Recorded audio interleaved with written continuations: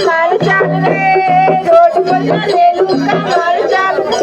हकरपुर के लइका बोलेला माल माल रे, हकरपुर के बूढ़ा बोलेला माल माल रे, रोड पे चलेलू कमल चाल रे रोड पे चलेलू हकरपुर के लइका बोलेला माल माल रे माल माल रे, रोड पे चलेलू कमल चाल।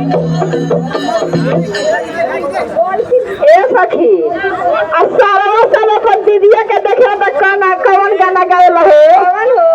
अरे ललकी हरियर ओढ़निया लहरदार दीदिया ओढ़ले बाड़े, हरियर ओढ़निया लहरदार दीदिया ओढ़ले बाड़े, हरियर ओढ़निया लहरदार ओढ़नी ओढ़ले बाड़ू ललकी ओढ़निया। अरे ओही रे ओढ़निया पर तीन जिला हिलवले बाड़े, ओही रे ओढ़निया पर तीन जिला हिलवले बाड़े, रे ओढ़निया पर तीन जिला हिलवले बाड़े, ओही रे ओढ़निया पर तीन जिला हिलवले बाड़े।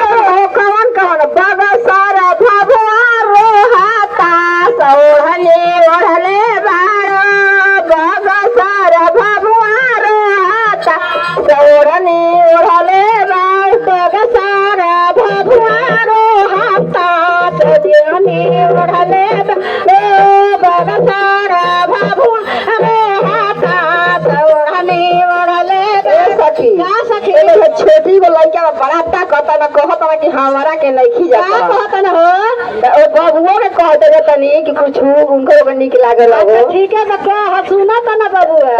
लाल मिर्च हरियर मिर्च लाल मिर्च मर्चा बड़ा तीत है और बबुआ के मम्मी के गाल बड़ा मीठा